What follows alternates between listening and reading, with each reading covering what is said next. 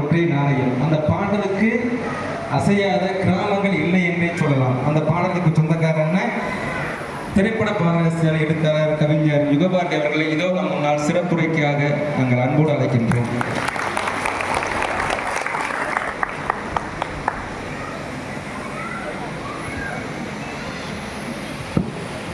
அனைவருக்கும்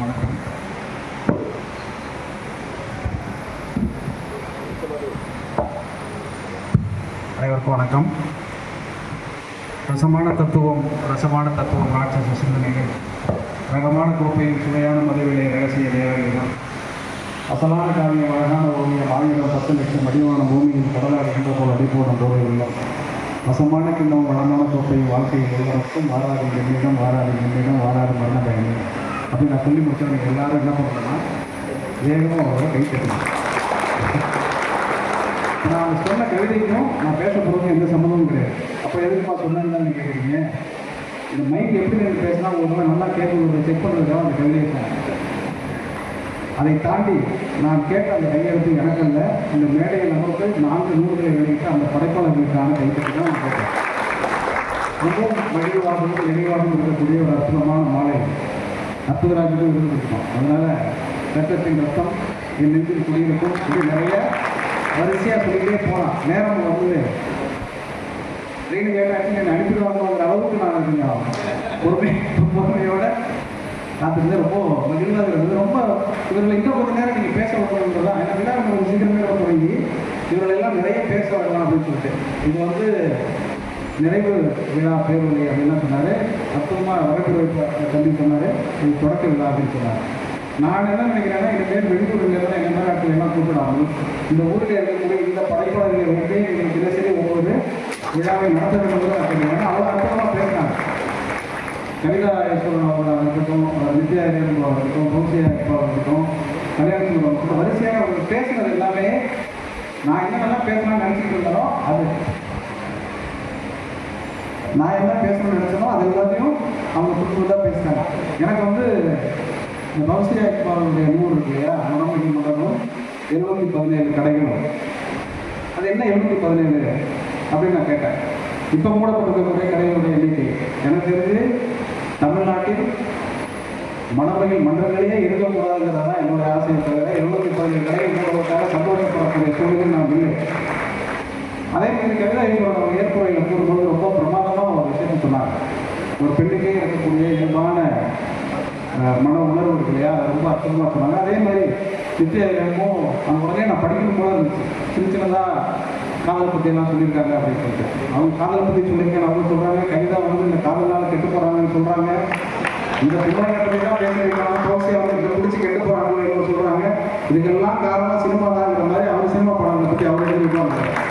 ஏதோ ஒரு இணைப்பை, ஏதோ ஒரு தொடர்ச்சியை இந்த விழா கொண்டிருக்கிறது ரொம்ப முக்கியமானது. நான் இந்த விழாவுக்கு வர வேண்டும் என்று எனக்கு 3 ஆண்டுகளாக தொடர்ச்சியாக யாரை ஆரம்பம் கேட்டுக்கொண்டே இருந்தால் இந்த முறை கூட நான் வர வேண்டாம் அப்படின்னு தான் நினைத்தேன். ஏன்னா தொடர்ச்சியாக பாடல் பதிவுகள் இன்றைக்கு கூட காலையில் வந்து மறையக்கூடிய குக்கர் என்கிற திரைப்படத்துக்கு ஒரு பாட்டை எழுதி கொடுத்துட்டு ஆன்லைன்லேயே ரெக்கார்ட் பண்ணிட்டு இங்கே வந்தாங்க. ஏன் இந்த வாட்டி வராமல் இருந்துடக்கூடாது அப்படின்னு நினச்சி நான் வந்தேன் அப்படின்னா ஒரே ஒரு காரணம் தான். எப்போதுமே பெரிய பெரிய கூட்டங்களுக்கு பெரிய பெரிய ஆளுகளுக்கு போவதில்லை. இந்த மாதிரியான கூட்டங்கள் வருகிற போது தனிப்பட்ட முறையில் ஆத்மார்த்தமான ஒரு அன்பையும் நெருங்கையும் நான் பெறுவதாக உணர்கிறேன். அதனால இது எவ்வளோ பேர் வர்றாங்க, எத்தனை ஆளுகள் கூடப்படுறது, எங்கே நடத்தப்படுகிறது, இதை நடத்துகிறவர்களுடைய பின்னணி என்ன, எல்லாருக்கும் விசாரித்த பிறகு இது மாதிரியான கூட்டங்களுக்கு மட்டும்தான் நம்ம போகணும்னு நான் வரேன். என்ன காரணம்னா இங்கே வந்ததுக்காக ஒரே ஒரு விஷயத்தை நான் கவனிக்கிறேன். ஒரு 2 கவிஞர்கள் ஒன்றாக ஒரு மேடையில் அமர்ந்து பேசினார். சூசகமாக மறைமுகமாக அந்த கவிஞரை இந்த கவிஞர் இருக்கலாம், இந்த கவிஞனை அந்த கவிஞர் இருக்கலாம். ஆனால் இந்த மேடையில் 4 பேர் போனாங்க. 4 பேர் மாறி மாறி பாடிக்கிட்டே இருந்தாங்க. முடிச்சுங்க இல்லையா, இது ரொம்ப ஆச்சரியகரமான ஒரு விஷயம். அப்படி சத்தியமங்கலத்தில் மட்டும்தான் பெண்கள் எழுதுவார்களா, இந்த தமிழ்நாட்டில் எல்லா பெண்களும் எழுதுகிறவர்களோடும் இவ்வளவு ஒற்றுமையோடு தான் இருப்பார்களா என்கிற அளவுக்கு அவர்கள் ஒருவர் பரஸ்பரம் பாராட்டிக் கொண்டது வந்து மகிழ்ச்சியாக இருந்தது. இதற்கெல்லாம் மூலகாரமாக இருக்கக்கூடிய யாழினி ஆரம்பத்தையும் இந்த ஆரம்பத்தை கொடுத்து பெரிதனும் பெருவிகேன் அப்படின்னு சொல்லியிருக்கிறார். பெரிதனும் பெருவிகேன் அப்படின்னா அடுத்த ஆண்டு விழா முழுக்க எல்லா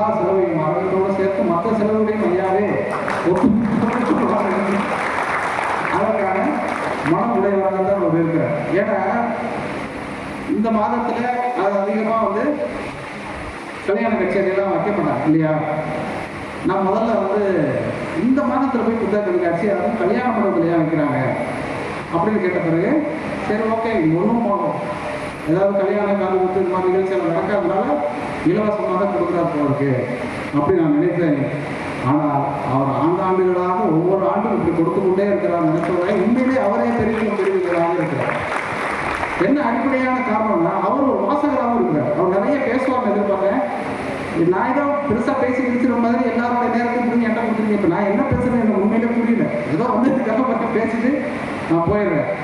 இந்த விதைகள் அப்படின்னு விதைகள் வாசகர் வட்டம் அப்படின்னு சொன்ன உடனே நான் சட்டுன்னு எனக்கு ஒரு 3:30 மணி வரைக்கும் ரெக்கார்டிங் போட்டுருந்துச்சு. அதற்கு பிறகு தான் எல்லாரும் கிளம்பி வந்தேன். வரும்போது விதைகள் அப்படின்னு சொன்ன உடனே எனக்கு டால்ஸ்டாயுடைய ஒரு கதை ஞாபகம் வருது. விதையின் கதை அப்படின்னு இந்த அரங்கத்திலே வந்து யாரும் சொல்லியிருப்பாங்க நினைக்கிறேன். ஏற்கனவே சொல்லியிருக்காங்க யாரும் இல்லையா? பரவாயில்ல தப்பிச்சேன். டால்ஸ்டாய் நம்ம எப்போதும் காப்பாற்றிருக்காரு, இந்த கூடத்தையும் காப்பாற்றிட்டேன். இந்த விதையின் கதை அப்படின்னு சொல்லிட்டு ஒரு கதை எழுதியிருக்காரு. இங்கே கூட டால்ஸ்டாய் கதைகள் இருந்துன்னா நீங்கள் வாங்கி படிங்க. ஒரு குழந்தை என்ன பண்ணுவோம், தெருவில் விளையாடிட்டே இருக்கும்போது ஒரு கோழி முட்டை அளவுக்கான சைஸில் இருக்கக்கூடிய ஒரு தானியம் அது கையில் கிடைக்கும். அதை எடுத்துகிட்டு ஓடி போய் அவங்க அம்மாட்ட கொடுத்து, அம்மா இது வந்து என்னம்மா இது நம்ம வீட்டு வாசலில் இந்த கிடைக்கு அப்படின்னா இது ஒரு விதை மாதிரி தெரியுது, முட்டை மாதிரி தெரியுது, என்னன்னு தெரியல அப்படின்னா என்னம்மா இது கூட தெரியல அப்படின்னு சொல்லிட்டு எல்லா குழந்தைகளுக்கும் அம்மாவுக்கு எதுவுமே தெரியாதுங்கிறதுல நம்பிக்கையோடு இருக்குங்க இல்லையா. அதனால என்னம்மா ஒன்று கூட தெரியல செய்யும்போது நான் அத்தைக்கிட்ட கேட்குறேன் அப்படின்னா அத்தைக்கும் தெரியல, பெரியம்மாட்ட கேட்குறேன், சித்திக்கிட்ட கேட்குறேன், அக்காட்ட கேட்குறேன், யாருக்கும் தெரியல. அவங்க டீச்சர்கிட்ட போய் கேட்குறாங்க, டீச்சருக்கும் தெரியல. இங்கே எனக்கு முன்னால் பேசி விட்டு அமர்ந்திருக்கக்கூடிய வைஸ் பிரின்சிபால் அவர் வந்து மாணவர்கள் பார்த்தீங்கன்னா எவ்வளோ அக்கறையோடு இருக்காங்க. அப்படி இருக்கிறவர்கிட்ட எப்படி கேட்டாலும் அந்த விதைக்கான அர்த்தம் அது என்னன்னே தெரியல அவங்க.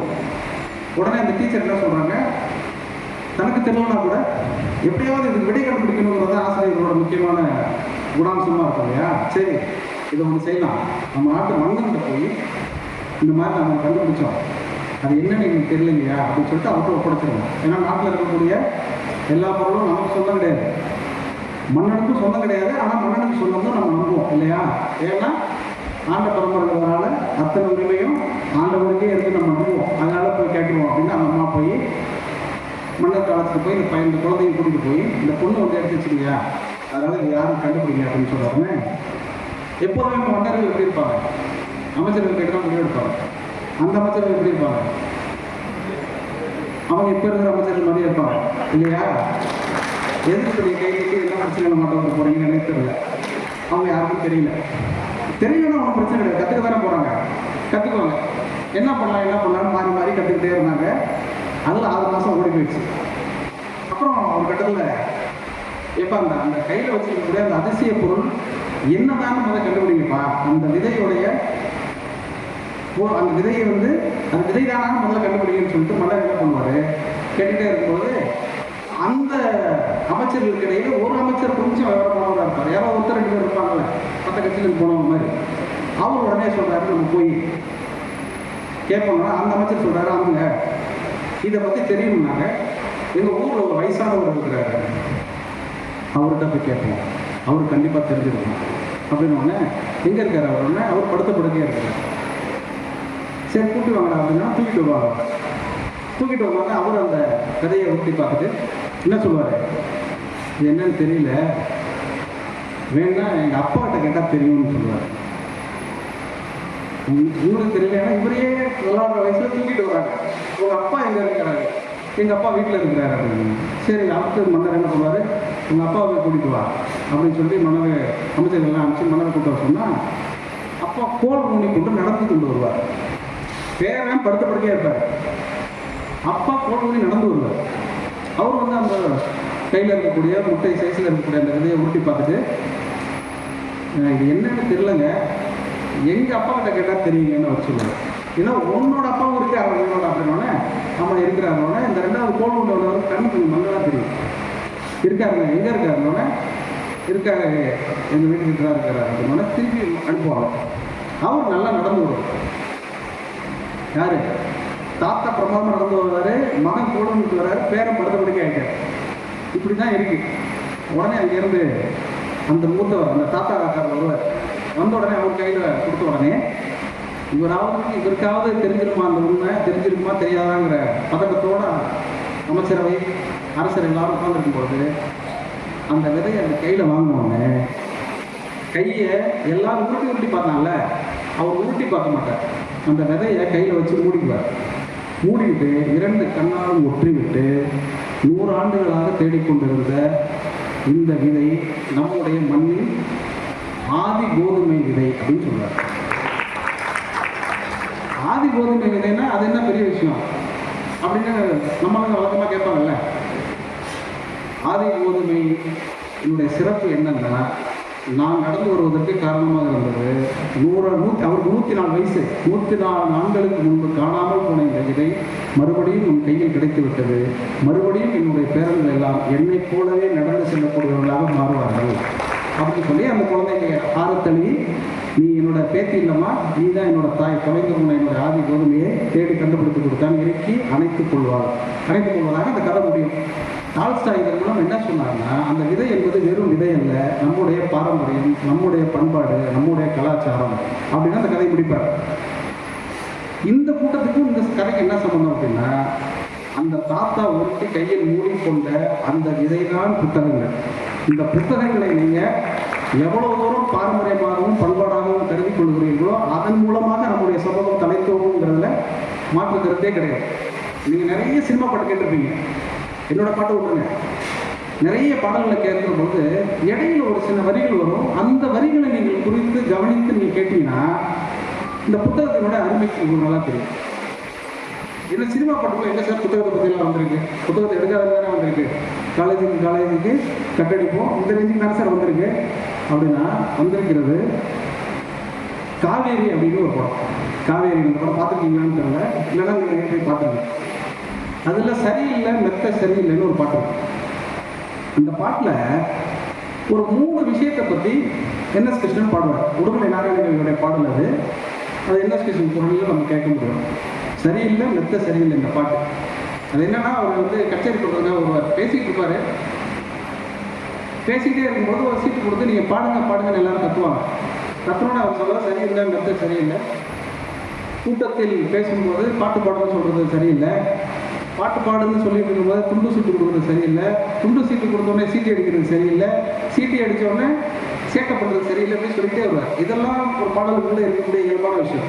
அதில் 3 விஷயத்தை சொல்லுவார். அது என்ன சொல்லுவார்னா, பூப்படைந்த பொன்னை புத்தகம் இம்மூன்றையும் மாற்றார் இடத்தில் காப்பாற்று என்று சொல்வது சரியில்லை அப்படின்னு சொல்றார். நான் ரொம்ப வியந்து போனது, பூப்படைந்த பொன் புத்தகம் இது எவ்வளோ வேல்யூபிளானது. இந்த மேடையில் அமர்ந்திருக்கக்கூடிய இந்த 3 பெண்களும் என்ன சொன்னாங்கன்னா, பெண்ணுடைய வாழ்க்கையை பற்றி தான் அவங்க திரும்ப சொன்னாங்க இல்லையா, அதுதான் பூப்படைந்த பெண்ணுன்னு வச்சுக்கோங்க. பொண்ணுங்கிறது வேல்யூபிளான ஒரு விஷயம், புத்தகங்கிறது ரொம்ப முக்கியமானது. புத்தகத்தை நான் எப்படி புத்தகம் வாசிப்பேங்கிறது பின்னாடி சொல்கிறேன். ஒரு புத்தகத்தை கொடுத்துட்டா இரவு கொடுத்தாவே அது வரமா வராதான்னு உட்காந்துருக்கிற வேதனை இருக்கு இல்லையா, அது ரொம்ப பயங்கர பதட்டமாக இருக்கும். இந்த புத்தகத்தை இங்கேருந்து வாங்கிட்டு போகிறாங்க இல்லையா, வாங்கிட்டு போகிறவங்க எல்லாரும் இந்த புத்தகத்தை எப்படி வச்சுக்கணும்னா, பூப்படைந்த பெண் மாதிரி பத்திரமா வச்சுக்கணும், ஒரு தங்கம் மாதிரி வச்சுக்கணும். அதுக்கு நிகரான புத்தகம் அப்படின்னு சொல்கிறார். நான் பொருளாக சொல்லலை. இந்த புத்தகத்தை ஒரு இரவு கொடுத்து நீங்கள் திருப்பி கொடுக்குறதுக்கு நான் சில புத்தகங்கள், என்னுடைய முக்கியமான சில புத்தகங்கள்லாம் ரொம்ப உற்சாகத்தில் மாதிரி மேடையில் என்ன பண்ணிடுவேன், அந்த புத்தகத்தை பற்றி வியந்து சொல்லிடுவேன். இப்போ டால்ஸ்டாய் கதை சொன்னாங்க, டால்ஸ்டாய் கதை சொன்ன உடனே என்னோட நண்பர்கள் உடனே வீட்டுக்கு வந்து அந்த மேடையில் அந்த டால்ஸ்டாய் கதை பற்றி சொல்லலப்பா, அந்த புத்தகத்தை நான் படித்து கொடுக்குறேன்னு வாங்கிக்குவான். அதுக்கப்புறம் நான் ஃபோன் பண்ணி அந்த புத்தகத்தை விட அதிக காசு செலவு பண்ணாலும் அந்த புத்தகம் திருப்பி வராது, அந்த புத்தகமும் கிடைக்காது, வேற எங்கேயும் தேடி பார்த்தாலும் கிடைக்காது.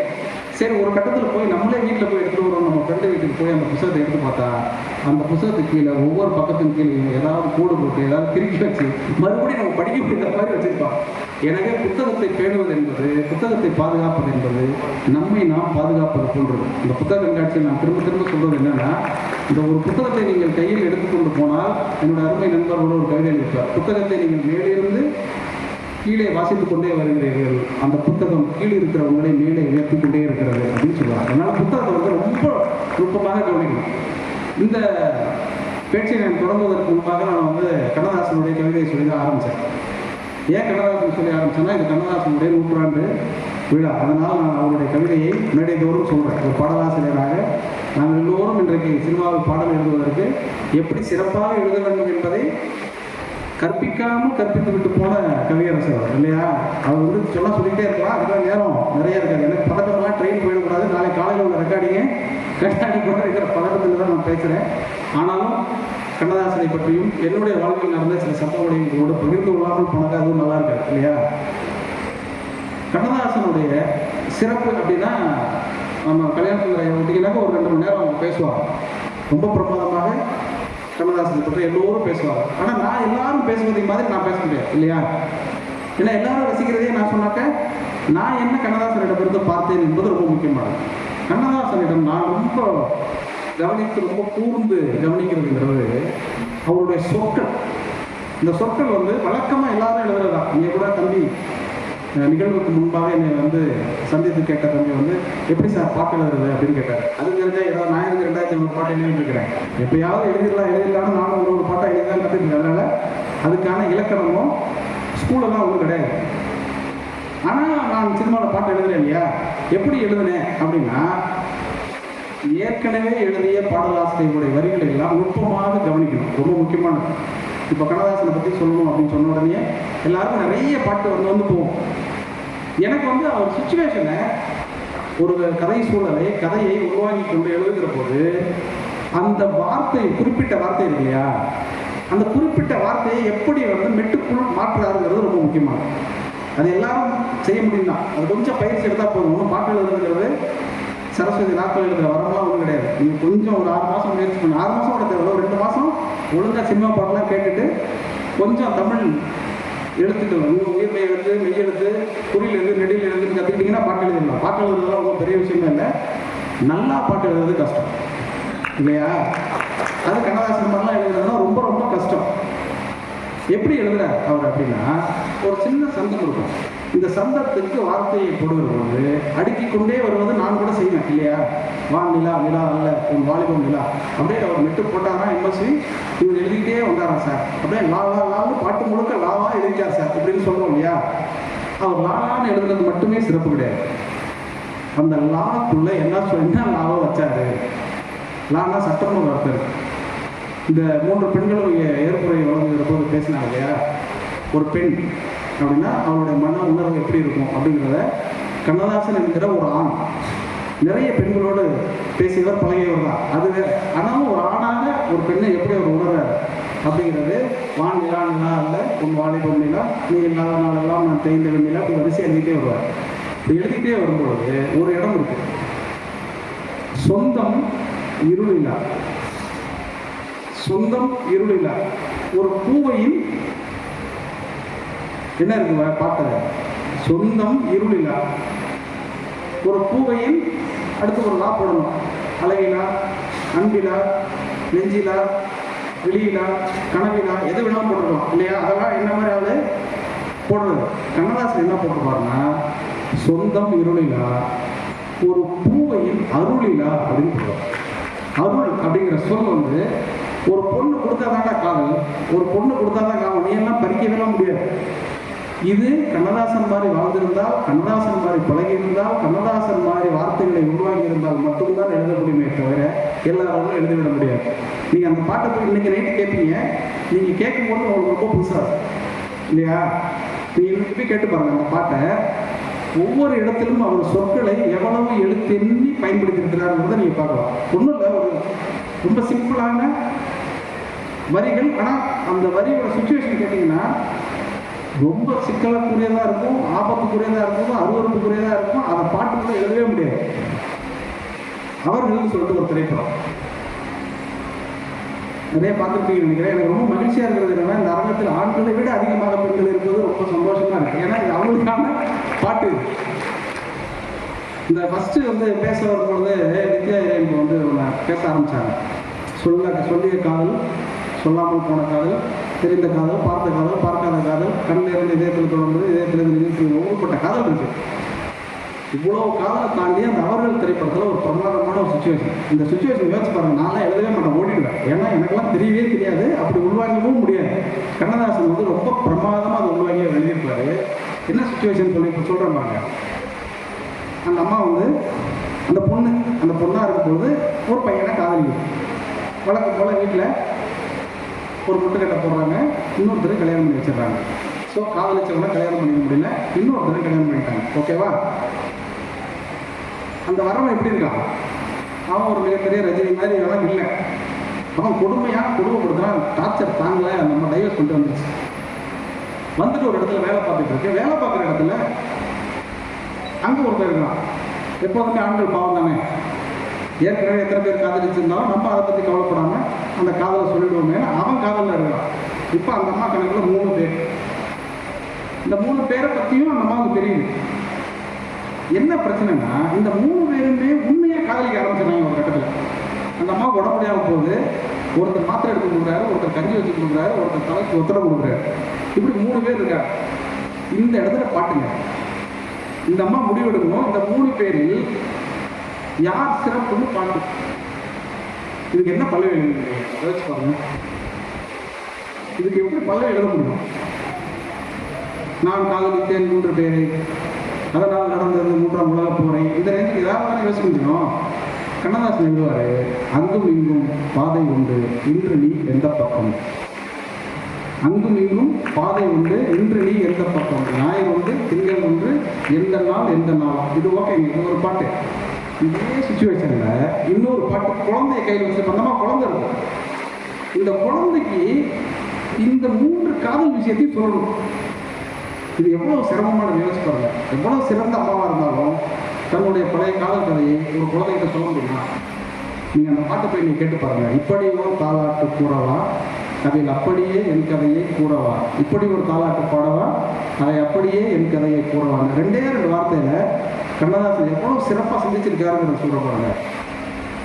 அன்றொரு நாள் மீராவும் கண்ணனை நினைந்தாள், அன்றொரு நாள் மீராவும் கண்ணனை நினைந்தாள், ஏனோ அவளுடைய தலையெழுத்து மன்னனை மணந்தாள். என்னங்க, எங்கேயோ போயிட்டு நீங்க ஒரு கதாநாயகி சுஜாதா தான் சொன்னாங்க, மீரா, ஆண்டாள், பாசுரம், நேசுரம் எல்லாத்தையும் ஒற்றை சொல்லுக்குள் இருந்து, ஒற்றை சொல்லிலிருந்து இந்த ஒட்டுமொத்த இலக்கியத்தையும் இணைக்கக்கூடிய ஒரு இணைப்பு புள்ளியாக கண்ணதாசன் வாழ்ந்தாங்கிறது ரொம்ப முக்கியமானது. நீ ஒரு பாட்டையும் கண்ணதாசனுடைய பாட்டை சொன்னால் பேசிக்கிட்டே இருக்கலாம். அதுக்கான நேரம் இல்லைங்கிறதுனால நான் மேலோட்டமாக சில விஷயங்கள் பற்றி சொல்கிறேன். அப்படியே சின்ன விஷயங்களாக யோசித்து பார்த்தாலும் கூட ரொம்ப வியப்பாக இருக்கும்.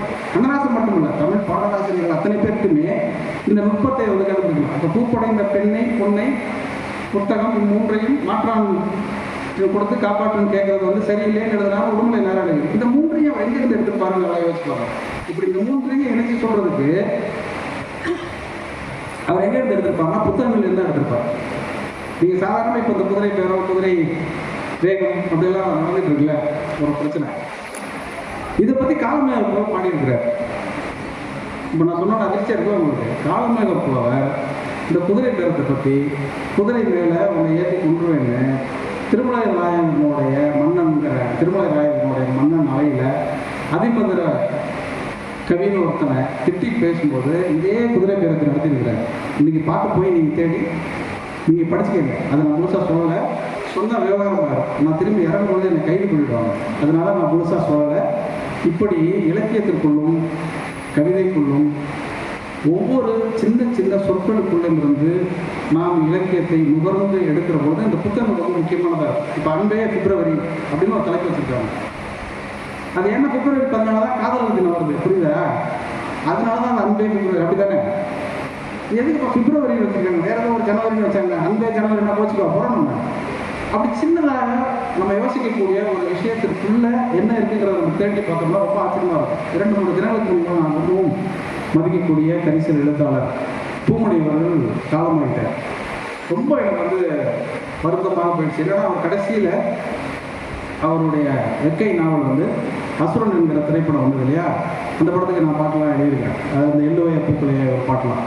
அந்த நேரத்தில் அவர் ரொம்ப என்னை கூப்பிட்டு அடிக்கடி பேசுவார். அவருடைய நாவல்கள் எனக்கு முன்னாடியிலேருந்தே பழக்கம், நிறைய படிச்சிருக்கிறார். அவர் இறந்து போன்ற அந்த செய்தி கேட்ட உடனே ஒரு மாலாத்துக்கும் இயல்பாக அது ஒரு படைப்பாளருக்கு எப்படி இருக்கும் எனக்கு ரொம்ப வந்துருச்சு. ஆனால் அவர் எழுதின ஒரு கதை எனக்கு திரும்ப ஞாபகம் வந்துச்சு. நான் பல்லாங்குழி வட்ட வார்த்தையின் ஒற்றை நாயகம் அப்படின்னு ஒரு பாட்டு எழுதிக்கிறேன். அது எல்லாருக்கும் தெரியும் இல்லையா? 25 வருஷத்துக்கு முன்னாடி. இப்போ இருக்கிற சின்ன பசங்களுக்கு தெரியாது, பெரியவங்களுக்குலாம் தெரியும். அந்த பாட்டு எழுதுறதுக்கு முன்னாடி இந்த கதையை நான் படிச்சிருக்கேன். ஏன்னா அதில் ஒரு ரூபா வரும். அந்த கதையை நீங்கள் படிங்க, தொலைவு அப்படின்னு சொல்லிட்டு ஒரு கதை. இருந்தாலும் கதையை நான் சொல்லிடுறேன். இந்த கதை என்னன்னா, ரோசம்மா அப்படின்னு சொல்லிட்டு ஒருத்தவங்க. அந்த ரோசம்மா வந்து என்னன்னா, அவங்களுக்கு ஒரு 3 பசங்க. மூத்தவன் பையன் பேர் அந்தோணி, 2வது பொண்ணு பேர் மரிய செல்வம், 3வது வந்து மேரிக்குட்டி. இந்த அந்தோணியை வந்து நல்லா படித்து கல்யாணம் பண்ணி வேற ஒரு ஊரில் இருப்பான். இந்த அம்மா ரோசம்மா இருக்காங்க இல்லையா, அவங்களுடைய கணவன் வந்து இறந்து போயிடுவார். அவர் எப்படி இறந்து போயிடுவாரோ, விவசாயம் பார்த்துட்டு இருப்பார். ஏத்தம் இறப்பாங்க இல்லையா, அந்த ஏத்தம் இறக்கும் பொழுது அந்த கயிறு அறுந்து மாடு கொம்பு முட்டி அவர் இறந்து போயிடுவார். ஆனால் இந்த பையனை படிக்க வைக்கிறதுக்காக படாத பாடுபட்டு அவனை படிக்க வச்சுருப்பாரு. அந்த பையன் படித்து நல்ல வேலைக்கு போய் கல்யாணம் பண்ணிடுவான். கல்யாணம் பண்ணி, இதுதான் அந்த கதையோடைய பின்புலம். இந்த கதையை புரிஞ்சுக்கங்க. இப்போ ஊரில் ஒரு திருவிழா. அந்த திருவிழாவுக்காக தன்னுடைய பையன் அவனோட மனைவியோட அந்த 2 பேர குழந்தைகளோட ஊருக்குள்ளே வருவான். வந்துட்டு திருவிழா முடிச்சுட்டு ஊருக்கு போகும்பொழுது கிளம்புற போது பஸ் ஸ்டாண்டில் கொண்டு போய் இந்த ரோசம்மா தன்னோட கடைசி பொண்ணு மேரிக்குட்டி அழைச்சிக்கிட்டு அவங்கள போய் பஸ் ஏற்றி விட்டு வர்றதுக்காக போகும். சத்தியமங்கலம் பஸ் ஸ்டாண்ட் மாதிரி நினச்சிக்கேன். அங்கே போய் ரோசம்மா தன்னுடைய மகனையும் மருமகளையும் பேத்திகளையும் பஸ் அனுப்பி விட்டு அந்த பஸ் ஸ்டாண்டுக்குள்ளே இருந்து கதையை ஆரம்பித்தார். இந்த கதையை ஆரம்பிக்கும் பொழுது பிரமாதமான ஒரு காட்சி இருக்குது. நீங்கள் கதைகளை வாசிக்கிற பொழுது, சிறுகதைகளை வாசிக்கிற பொழுது, நாவலை வாசிக்கிற பொழுது வெறும் கதையாக வாசிக்கிறது வேற. அந்த எழுத்தாளர்களுடைய விவரணை இருக்கு இல்லையா, அந்த எழுத்தாளர்களுடைய காட்சி படிமம், அந்த எழுத்தாளன் என்ன சொல்ல வருகிறான் என்கிற உணர்வு தளத்தில் இருந்து இயங்கக்கூடிய அந்த வாக்கியங்கள் இருக்கு இல்லையா, அதை நீங்கள் படிச்சிங்கன்னா தான் உங்களுக்கு ரொம்ப பிரமாதமாக இருக்கும். அந்த கதை எப்படி ஆரம்பிக்குன்னா, பஸ்ஸோட ஆரம்பத்தை கேட்டவுடனே அந்த பஸ் ஸ்டாண்டில் வந்து உட்கார்ந்துருக்கக்கூடிய புறாக்கள் எல்லாம் பறந்து போகிற மாதிரி ஒரு காட்சி வச்சுருப்பார். இது நீங்கள் மனசுக்குள்ள வச்சுக்கோங்க. இந்த காட்சியை ஒரு ஆரம்பத்தை கேட்டவுடனே பஸ் ஸ்டாண்டுக்குள்ளே வரும்பொழுது பஸ் ஸ்டாண்டில் உட்கார்ந்துருக்கக்கூடிய புறாக்கள் இருக்கு இல்லையா, அங்கே இருக்கிற மரத்தில் அந்த ஆரம்பத்தை கேட்டோன்னா பறந்தோம். அந்த ஆரம்பத்தை நின்னோடனே திருப்பி அந்த பறவை வந்து வரும்.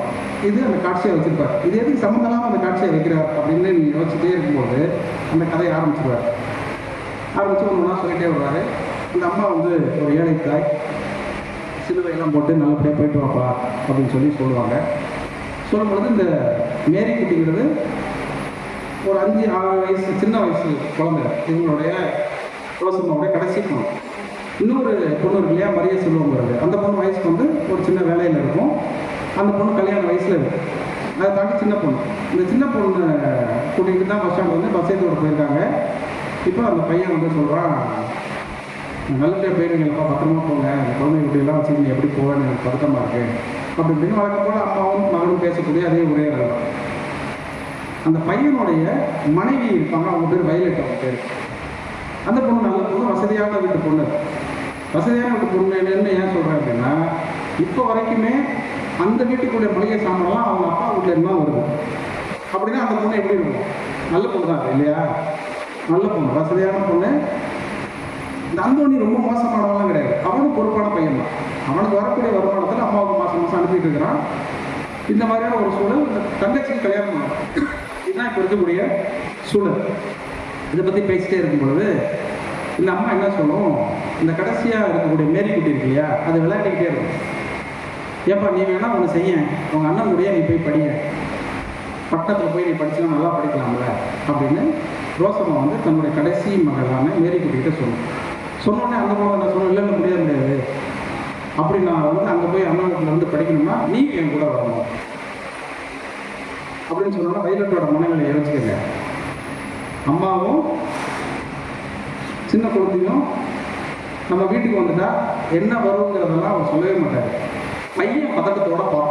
அவங்க அம்மா என்னம்மா கேட்குற அப்படின்னா, இல்லைப்பா நீ அண்ணன் வீட்டில் போய் இருந்து படின்னு சொன்னாக்க நீயும் வா அப்படின்னு சொல்கிறா அப்படின்னா அவன் சொல்லுவான், அம்மா அப்படிலாம் பொம்பளை பிள்ளைங்களை ஒட்டி வளர்க்காதம்மா, பிரித்து வள, நாளைக்கு நான் வரேன்னு சொல்லிட்டு நாளைக்கு வந்து நீ என் கூட வா, என் கூட வானா நாளைக்கு அந்த பொண்ணு கல்யாணம் பண்ண போச்சுனாக்க எது அந்த பொண்ணு 5-6 வயசு பொண்ணு பையன் சொல்கிறான். இப்போ வந்து கல்யாணம் பண்ணி நாளைக்கு போச்சுனாக்கா நீ வானா நீ ஏன் போக முடியும் அப்படின்னா அப்போல்லாம் நான் கண்ண முடியணுங்கிற மாதிரி நம்ம அம்மா சொல்லுவோம். அதெல்லாம் ஒன்றும் ஆரம்பிச்சோன்னா இந்த பையனோட மனநிலையை அந்த அம்மாவுக்கு புரியும். அதுக்கப்புறம் பஸ் வரும், பஸ்ஸில் ஏறி உட்காருவாங்க.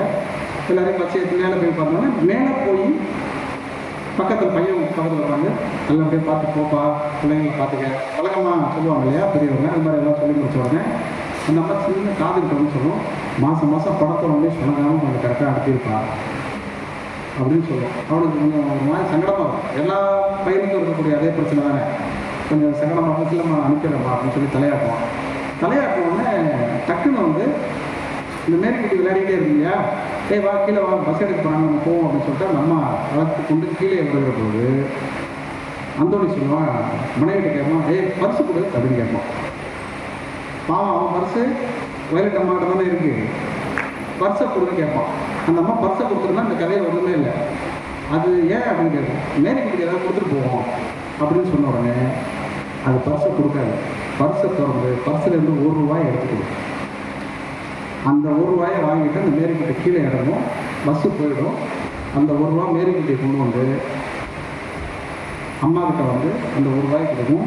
அந்த ₹1 அந்த அம்மா பார்த்துட்டு, கர்த்தரே நான் ஒரு பாவி அப்படின்னு அந்த கதை கொடுத்தார்.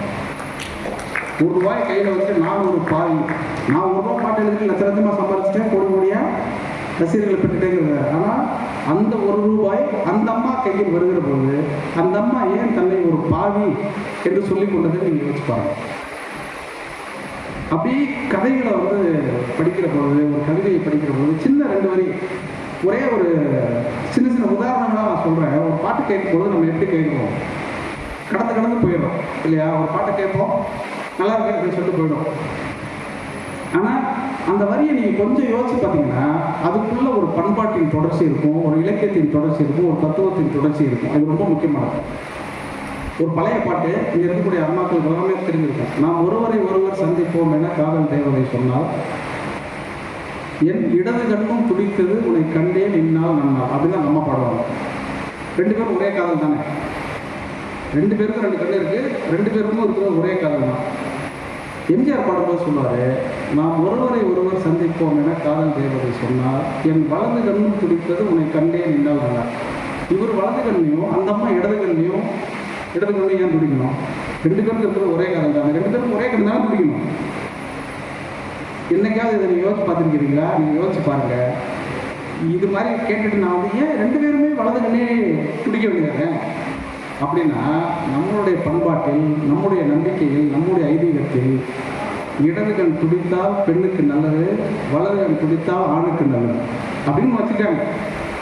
எப்போதுமே இடது பெண்ணுக்கு நல்லது தான். நான் சொல்றது கருத்து இல்லாமல் சொல்றேன். அதனால இடது கண் துடிக்கிற பெண்ணுக்கு, ஆணுக்கு வலது துடிக்கவே கூடாது. அதனால ஆம்பளை வீட்டு கல்யாணம் பண்ணால் வலது காலம் எடுத்து வச்சு அம்மான்னு சொன்னா, மருமகளா நீ போனீங்கன்னா அது பெரிய கேடு. இனிமே எந்த பெண்களும் மாமியார் வீட்டுக்கு போகும்போது வலது காலம் எடுத்து வைக்கவே வைக்காதீங்க.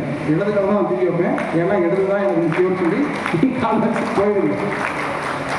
இது சாதாரணமாக நம்ம சொல்லி நகைச்சுவைக்காக நான் சொன்னாலும் கூட இதன் தொடர்ச்சி எங்கேயே இருக்கிறது. தொண்டு நீங்கள் போனீங்கன்னா சங்க இலக்கியத்தில் இருக்கிறது, சிலப்பதிகாரத்தில் இருக்கிறது, தனிப்பாடல்கள் இருக்கிறது. அதெல்லாம் தாண்டி ரொம்ப சமீபத்தில் நான் சொல்கிறது ஒரு 15 வருஷத்துக்கு முன்னாடி வந்த சின்ன கவுண்டர் படத்தில் கூட ஒரு பாட்டு இருக்கு.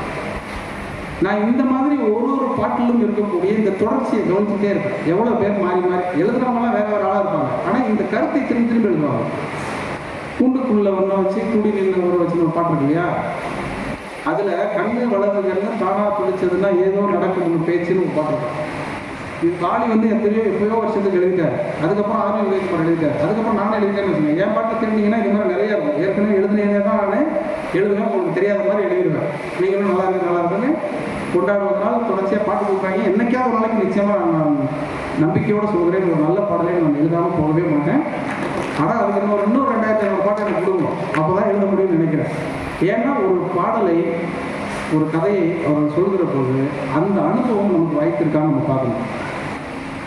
என்னை பற்றி ரொம்ப அனுபவோடு பேசிய சுந்தரன் அவர்கள் பேசுகிற போது ஒரு விஷயத்தை சொன்னார். ரொம்ப கையிலே ஆகாசம் கொண்டு வந்த ஓம் பாசம் அப்படின்னு ஒரு பாட்டு சொன்னார். நான் நிறைய காணொலியில் கூட இதை பற்றி சொல்லியிருக்கிறேன். ஆனால் இந்த சம்பவத்தை நான் திரும்ப சொல்லணும்னு எனக்கு தோணும். ஏன்னா ஒரு பாட்டுக்கான பல்லவி இருக்கு இல்லையா, அந்த முதல் வரி வந்து சாதாரணமாக நம்மகிட்டேருந்து வர மாதிரி நமக்கே தெரியும். ஆனால் பின்னாடி யோசிச்சு பார்த்தீங்கன்னா ஏதாவது ஒரு சம்பவம் நம்ம வாழ்க்கையில் நடந்திருக்கும். அப்படி ஒரு சம்பவம் அந்த கையிலே ஆகாசம் பாட்டு எழுதுறதுக்கு முன்னாடி நடந்தது.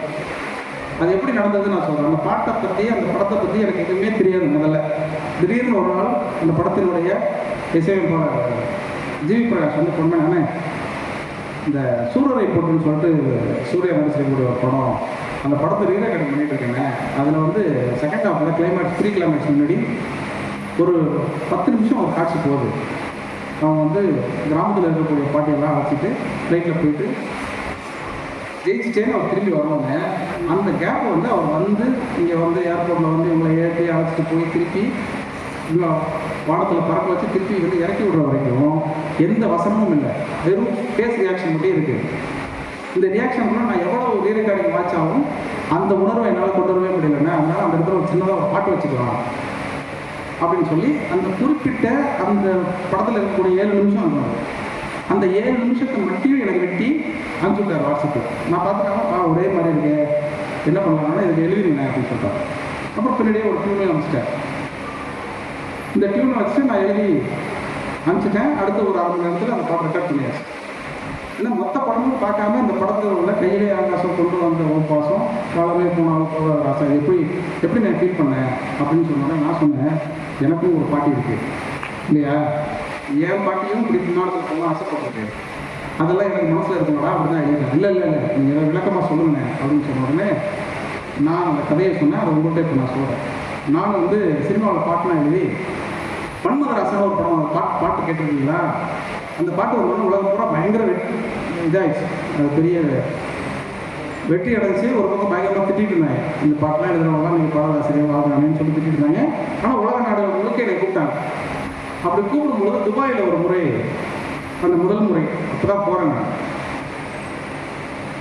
நீங்கள் நம்பவே மாட்டீங்க, துபாய்க்கு போகிற வரைக்கும் அந்த முதல் முறை மன்மதராசா பாட்டு எழுதுகிற வரைக்கும் வெளிநாட்டுக்கெல்லாம் போகணும்னா பாஸ்போர்ட்னு ஒன்று எடுக்கணும்னே எனக்கு தெரியாது. ஏன்னா அது வரைக்கும் எனக்கு பாஸ்போர்ட் கிடையாது. எனக்கு மட்டும் இல்லை, எங்கள் பரம்பரையிலே பாஸ்போர்ட் கிடையாது. பாஸ்போர்ட் கிடையாதுங்கிறத விட்டுருங்க, ஏர்போர்ட்டே நாங்கள்லாம் பார்த்ததே கிடையாது. அதுக்கப்புறம் உலகத்தில் ஏறக்குறைய 100 நாளுக்கு முன்னாடி நான் போயிட்டேங்கிறது வேறு. ஆனால் முதல் முறை போகும்பொழுது ஒரு சம்பவம் என்ன நடந்துச்சுன்னா, ஊருக்கு போயிட்டு இந்த மாதிரி துபாயிலேருந்து கூப்பிட்டுருக்காங்க, தம்பி பாட்டெலாம் எழுதிருக்காங்கன்னு சொல்லிட்டு எங்கள் அம்மா அழைச்சிட்டு போய் எங்கள் அம்மாச்சிக்கிட்ட, அம்மாவோட அம்மாட்ட கிராமத்தில் போய் ஆசீர்வாதம் வாங்கிட்டு குலதெய்வம் கோயிலுக்கெல்லாம் கூப்பிட்டு போனாங்க. ஏன்னா திரும்பி வரணும்னா வரமாட்டேன்னு ஏதோ பதட்டமா என்னன்னு தெரியல. அதெல்லாம் அப்படியெல்லாம் முதல் முறை போகிறவங்க அப்படி குலதெய்வம் கோயிலுக்கெல்லாம் கூப்பிட்டு போவாங்கன்னு எனக்கும் தெரியாது. எங்கள் பாட்டி உடனே குலதெய்வம் கோயில் போய் பூஜையெல்லாம் போயிட்டு வரா சார் அப்படியா அப்படிலாம் சொல்லி திருநெல்லாம் வச்சு அனுப்பிச்சி விட்டாங்க.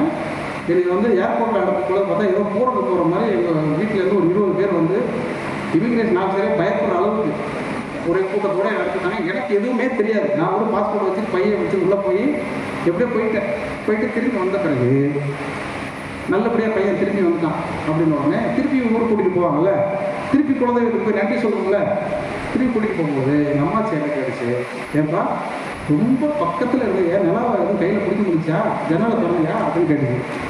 நான் கூட ஒரு தடவை போகணும்ப்பா அப்படின்னு சொன்னேன். இன்னும் கண்டிப்பாக நீ போகலாம் பாட்டி அப்படின்னு. எங்கள் பாட்டி எத்தனை பார்க்க போவாங்க, எப்போ அந்த ஜன்னலை திறந்து எச்சியெல்லாம் துப்பிக்கலாம் தானே, ஒன்றும் சொல்ல மாட்டாங்க பாட்டி, எச்சியை துப்புனா எக்ஸிஸ்ட் இது கொடுக்குறோம் பாட்டிலாம் சொல்லி.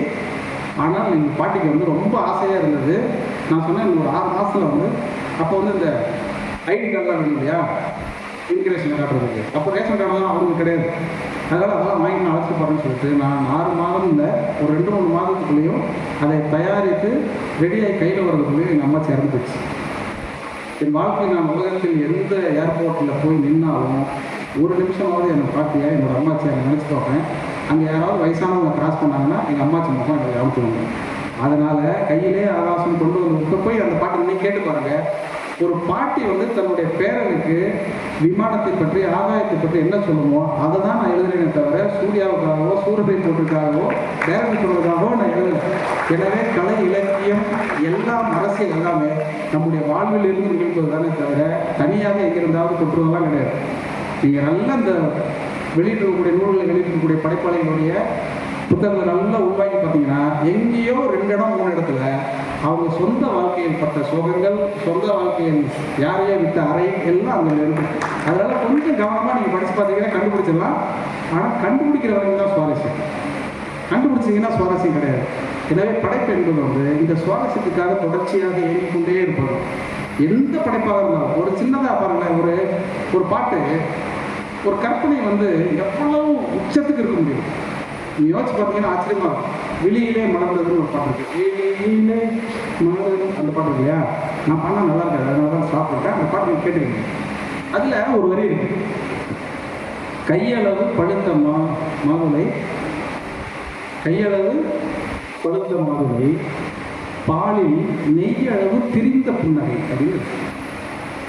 பாலில் நெய்யளவு திரிந்த புன்னகை, இந்த ஒரு வரி இல்லையா, இது வந்து இங்கே இருக்கக்கூடிய எந்த புத்தகத்திலும் இப்படி ஒரு கற்பனையை ஒரு சினிமா பாட்டுக்குள்ள இருக்குங்கிறத நீங்கள் யூகிக்கவே முடியாது. ஆனால் யோசிச்சு பாருங்க, பாலுக்குள்ள நெய் இருக்கு, பாலில் நெய்யளவு திரிந்த புன்னகைன்னா அந்த பாலை காய்ச்சி உர ஊட்டி அதுலேருந்து எடுத்து அதுக்கு பிறகுதான் நீங்கள் நெய்யாக்க முடியும் இல்லையா. ஆனால் பாலை பார்த்தோன்னே அதுக்குள்ள நெய் இருக்குங்கிற அளவுக்கு அவன் சிரிச்சிட்டானா எப்படி சிரிச்சிருப்பாங்க.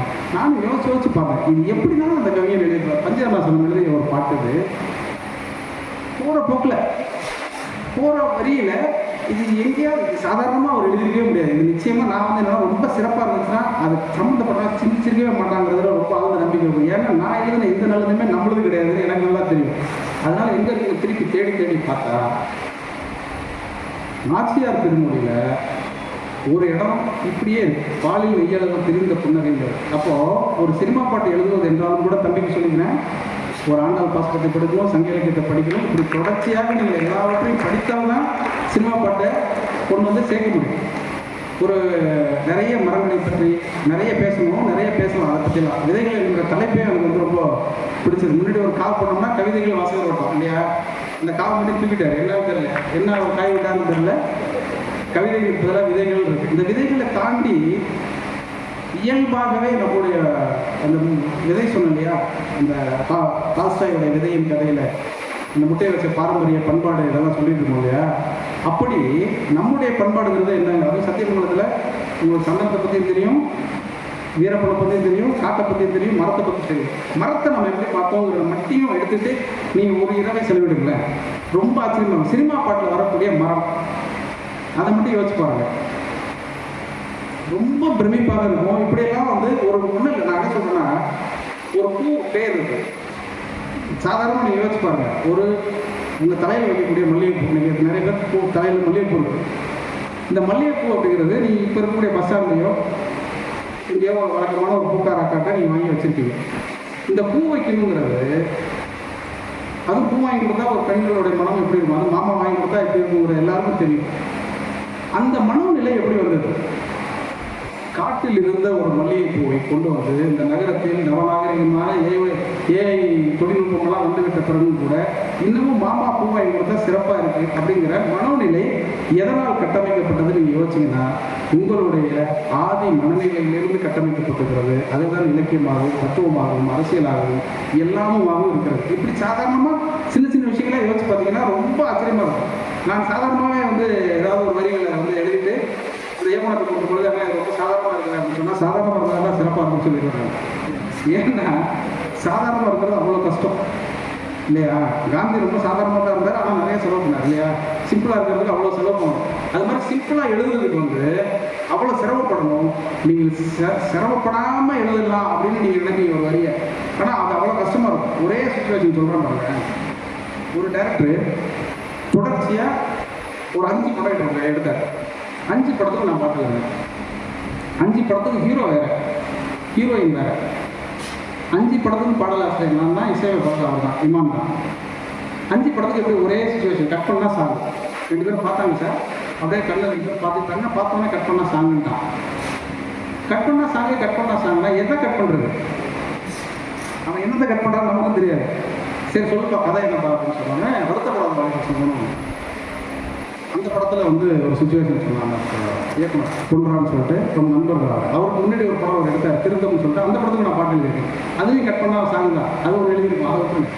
அதே மாதிரியான ஒரு சுச்சுவேஷன். என்னப்பா சுச்சுவேஷன் சார், சிவகார்த்திகேயன் வந்து சீரியல் லவ் பண்ணுறாரு. ஓகே, அதான ஹீரோ ஹீரோயின்னா அதான் நடக்கும், அது ஒன்றும் பிரச்சனை இல்லை. என்னப்பா எந்த இடத்துல பாட்டு விடணுன்னு, சார் ஸ்ரீதேவியாவுடைய மாடு வந்து கேணியில் விழுந்துருச்சு சார்.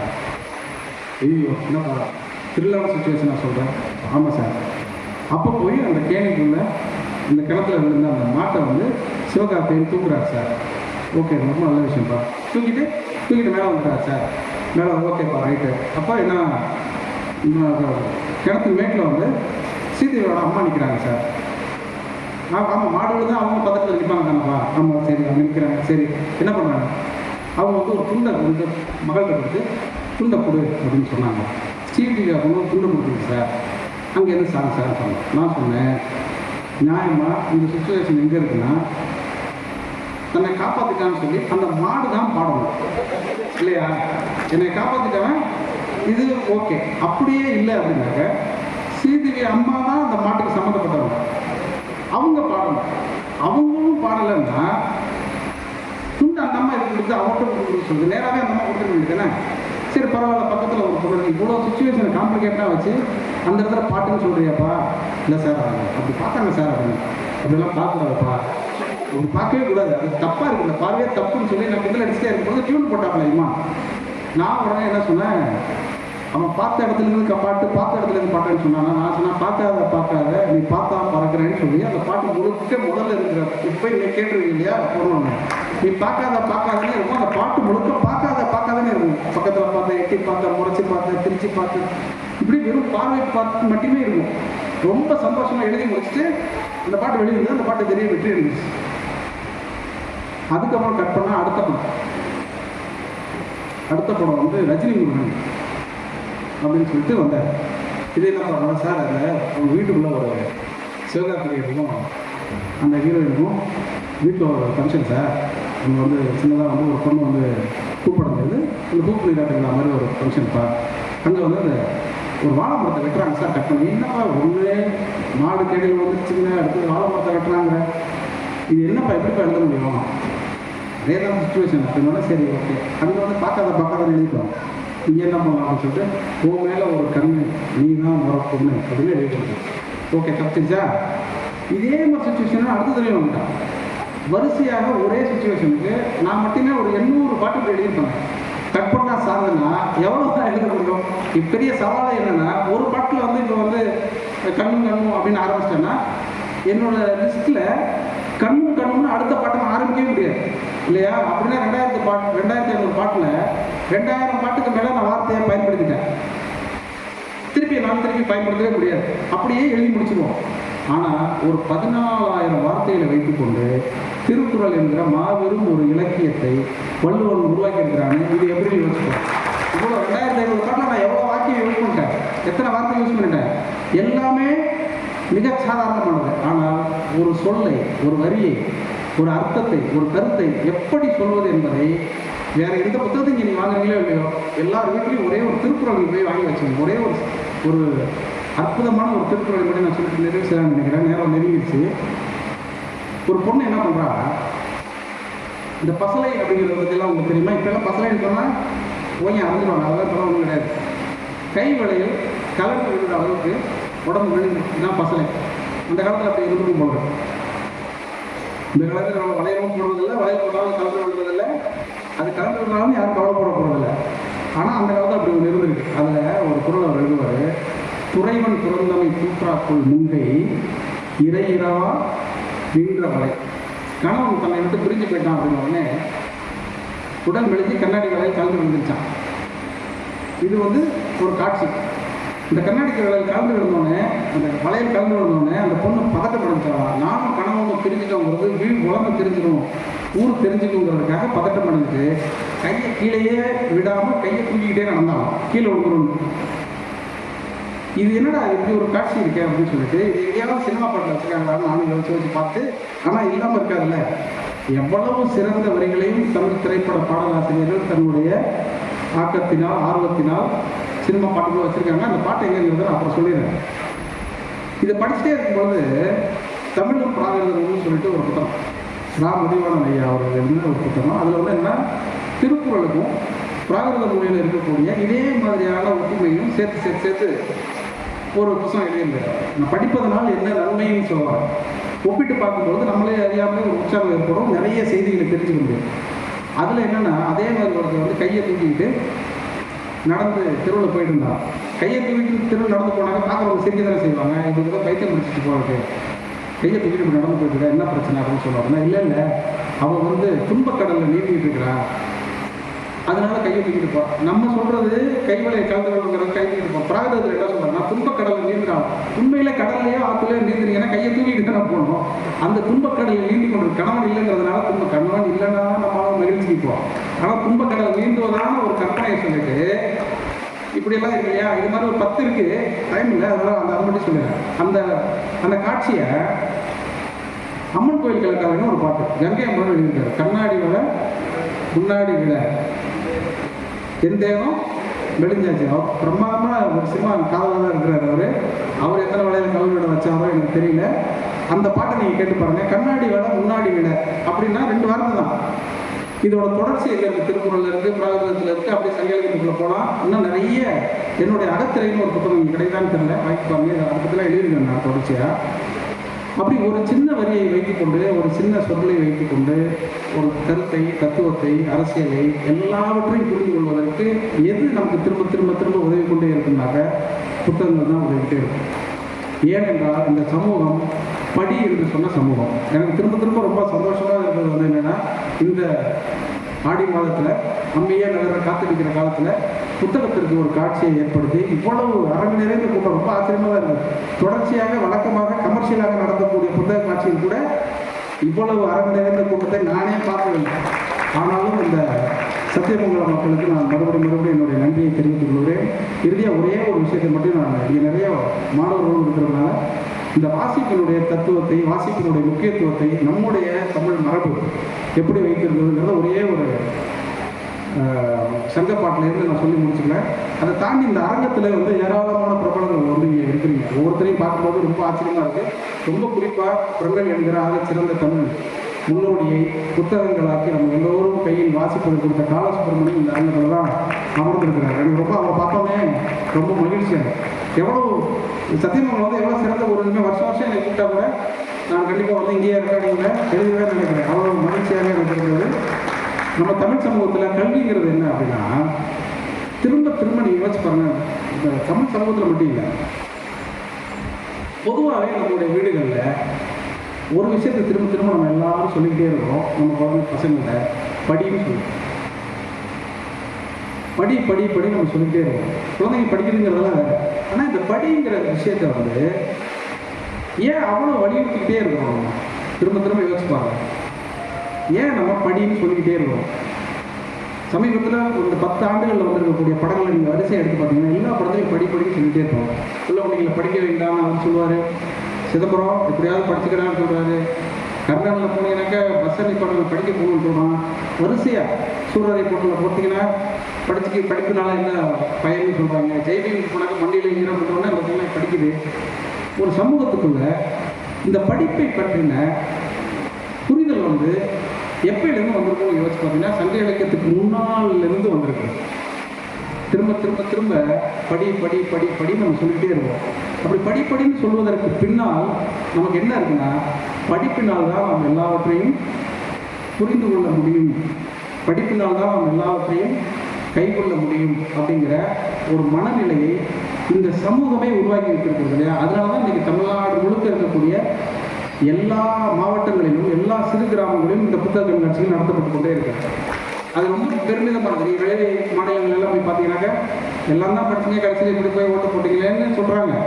அதுக்கு நாமும் பதில் சொல்ல முடியாதுன்னு வச்சுக்கோங்க.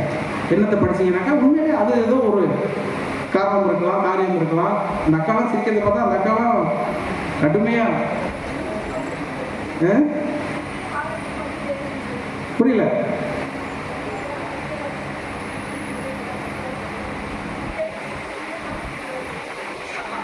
இது ரொம்ப சிக்கலானது. நான் ஊருக்கு போவேணுமா இல்லை இயல்பிலே என்னன்னா, இந்த படிப்படி அப்படின்னு சொல்றது வந்து ஒரு விஷயம் தான். நம்ம திரும்பவும் என்னன்னா, படிப்பது என்னவானாலும் இருக்கலாம். ஆனால் படிக்கும் பொழுது நமக்கு கிடைக்கக்கூடிய அனுபவங்கள் இருக்கு இல்லையா, அது வேறு எதையும் கிடைக்கவே கிடைக்காது. எனக்கு முன்னாடி வரையறுப்பு யாத்திரை இருக்கும்போது யாரோ ஒருத்தர் பேசும்போது ரொம்ப பிரமாதமாக ஒருத்தர் சொன்னார்.